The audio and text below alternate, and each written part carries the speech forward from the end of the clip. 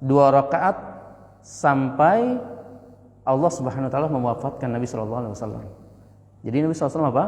Terus salat 2 rakaat ketika safar. Wa sahibtu Abu Bakar falam yazid ala rakaatain hatta qabadahu Allah. Dan juga aku bersama Abu Bakar ketika safar sama, salatnya cuma 2 rakaat tidak ditambah sampai Abu Bakar meninggal dunia.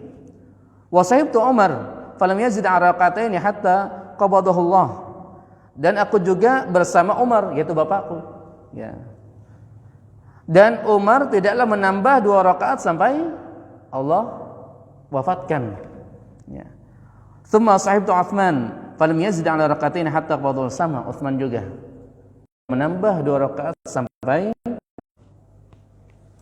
jarak qasar. Di sini ikhtalafa ulama fi tahdidil masafah. Ada khilaf, ada perbedaan di antara ulama di dalam menentukan jarak di dalam masalah safar ini. Ya. Di dalam menentukan jarak mana seseorang ketika safar dia boleh untuk apa? Mengqasar salatnya. Jaraknya berapa? Ya. Bahkan di sini disebutkan ikhtilafan katsiran, yaitu apa? Perbedaan yang sangat banyak. Hatta naqala Ibnu Mundhir wa ghairuhu fi hadhil mas'alah akthar min 20 qaulan. Sampai disebutkan oleh Ibnu Mundhir dan juga selainnya bahwa pendapatnya sampai lebih daripada 20 pendapat. Sampai ada 20 pendapat ulama. Warrajih, makanya ada yang mengatakan 70 km, ada yang mengatakan 80 km, ya. Itu di antara pendapat ulama. Ya. Maka di sini penulis menyebutkan bahwa ar-rajih, yang rajih adalah apa? Annahu la hadda lidzalik aslan. Bahwa tidak ada had asalnya. Bahwa asalnya tidak ada had. Ya. Illa ma sumiya safaran fi lughatil Arab allati biha khatabahum alaihi salam. Kecuali yang disebut dengan safar pada bahasa Arab. Maka harus kita ketahui bahasa Arab itu safar itu seperti apa sih? Yaitu kembali kepada literasi bahasanya. Itu maksudnya. Idh law kana al-miqdar as-safar haddu ghairi ma dzakarna lama aqfal alaihi salam bibayani al-battah. Kalau misalkan jarak safar tersebut ada hadnya selain dari apa yang kita jelaskan, maka Rasulullah SAW tidak akan lalai terhadap penjelasan seperti itu. Kalau misalkan apa? Kalau misalkan jarak safar itu ada batasannya. Batasannya berapa nih? Seseorang baru boleh qasar dalam safar tersebut. Maka Rasulullah apa? Tidak akan lalai, pasti Rasul jelaskan. Apa maksudnya? Karena tidak ada penjelasan dari Nabi sallallahu alaihi wasallam bahwa seorang itu apa? Ketika safar qasar itu harusnya jarak sekian dan sekian, tidak ada dalilnya dari Nabi sallallahu alaihi wasallam, dari ucapan Nabi sallallahu alaihi wasallam, maka apa? Menunjukkan bahwa safar yang di dalamnya harus ada qasar itu kembali kepada adat kebiasaan orang Arab seperti apa.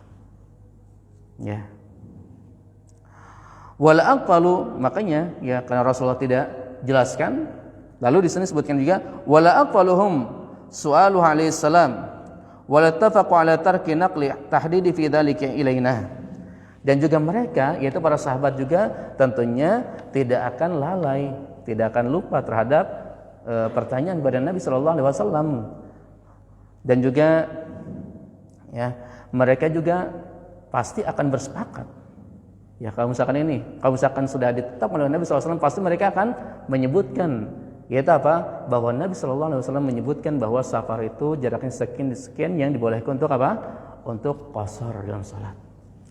Ketika tidak ada hal ini dari Nabi SAW, maka apa? Kembali kepada uruf, kembali kepada kebiasaan, kembali kepada adat. Ya. Ya, kalau misalkan kita masih bingung, ya.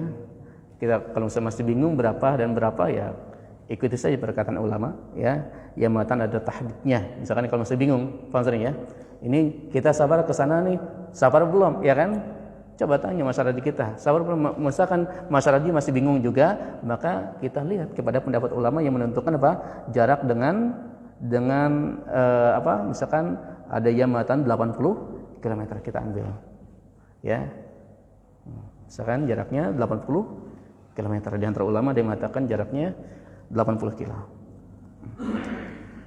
Ya, mungkin kita cukupkan sampai di sini. Insyaallah kita lanjutkan di pertemuan yang akan datang. Jika ada pertanyaan silahkan. Ya. Waalaikumsalam warahmatullahi wabarakatuh. Mengenai soft dalam sholat, karena sholat kan pertamanya berdua, ya. Berdua, jadi kami sejajar dan tetapi ada datang lagi satu amung lagi. Sebenarnya itu kita harusnya kan sesuai dengan penjelasan tadi. Kalau ada dua amung tadi di belakang ya. Tapi ini nanti amungnya langsung malah ini apa? Nyamik lagi, jadi ketiga itu gimana? Apakah anak itu harus maju ke depannya berdua itu atau kita gimana? Ya, kalau misalkan tadi kalau yang Nabi lakukan apa? Nabi dorong ke belakang. Paham ya? Akan tapi kalau misalkan tetap seperti itu, maka salat juga tetap sah. Paham ya? Kalau misalkan nanti bisa, ya mundurkan. Paham ya? Ya. Kalau misalkan apa? Enggak bisa memundurkan, antum maju, milih maju, ya silahkan. Paham ya? Itu juga boleh. Karena asalnya kan misalkan di depan mentok, misalkan kita menghadap apa? Sutra, ya kan? Nah, kita mundurkan. Ya. Nah, jadi kalau misalkan kita mampu untuk memundurkannya, maka kita mundurkan. Tentunya apa tadi? Saya tekankan lagi, Nabi tadi sampaikan apa? Walinu bi'aidi ikhwanikum, dengan pelan. Paham ya? Dengan pelan. Ya, yang lainnya? Ada lagi? Ya. Waalaikumsalam warahmatullahi wabarakatuh. Tadi yang apabila sudah ada makanan kita wajib makan dulu. Nah, seumpama pada saat buka puasa itu sudah. Iya, makanya buka puasa juga ketika sholat azan apa? Makan dulu. Ya. Ya, sunnahnya sedikit aja dulu, setelah itu apa? Setelah itu apa? Ke masjid. Ya. Itu hendaknya seperti itu ya. Kalau misalkan di masjid misalkan mengadakan buka puasa bersama, nggak apa-apa. Misalkan apa? Ditunggu sampai makan dulu. Setelah itu apa? Qomat. Paham ya? Nggak apa-apa, nggak masalah. Tidak ada kewajiban harus apa? Setelah makan apa? 3 kurma, setelah itu langsung qomat, tidak. Kasih aja waktu buat makan. Setelah itu apa? Setelah selesai baru azan. Ini mungkin yang paling utama ya, karena buka puasanya juga ya apa? Mereka buka puasa biar apa? Biar tenang dulu, setelah itu apa? Salat ya. Mungkin itu yang bagus ya. Yang lainnya? Sekarang? Waalaikumsalam warahmatullahi wabarakatuh.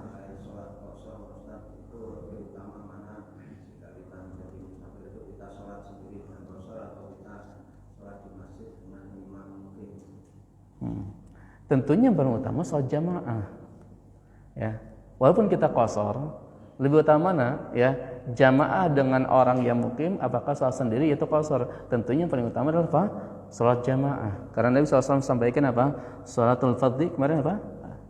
Sholatul jamaah afdal min sholatul fardhi bi 27 darajah. Bahwa sholat jamaah itu lebih utama 27 derajat, dalam riwayat yang lain 25 derajat daripada sholat sendirian. Maka bagaimana tata caranya? Yaitu tata caranya apa? Bahwa kita ngikutin sholat yang 4 rakaat. Paham ya? Pas sholatnya sholat zuhur. Nah, kita ini lagi safar nih. Imamnya 4 rakaat. Maka apa? Kita juga sholatnya 4 rakaat. Ya, kita juga sholatnya 4 rakaat. Itu yang utama. Ya. Ya. Dan kalau misalnya safarnya bareng, ya sudah terlewat waktu sholat, kan bisa juga jamaah. Jamaahnya apa? Orang-orang safar semua, 2 rakaat dan berjamaah. Ya, seperti itu. Itu sholat jamaah tentunya lebih utama. Dan yang lainnya?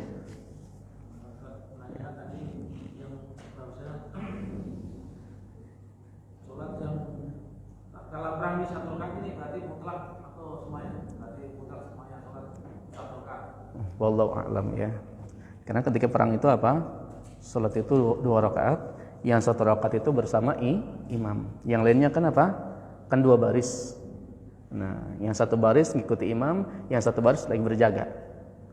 Paham ya? Yang 1 baris apa? Dia berjaga, 1 baris juga ngikuti imam gitu. Jadi satu imam mungkin maksudnya di sini adalah satu rakaat maksudnya bersama imam. Akan satu rakaat lagi apa? Mereka salat sendirian. Wallahu a'lam. Karena itu diantara tata cara salat apa? Salat khauf. Ya. Makanya ini juga diantara dalil yang menunjukkan wajibnya salat jamaah. Apa maksudnya? Ketika salat khauf saja, ketika salat dalam keadaan perang saja apa? Ada syariat untuk berjamaah. Paham maksudnya? Ada syariat untuk berjamaah. Ya, ada lagi? Dah? Cukup? Ya, kita akhiri dengan doa majelis. Subhanaka Allahumma bihamdika asyhadu an la ilaha illa anta astaghfiruka wa atubu ilaik. Assalamualaikum warahmatullahi wabarakatuh.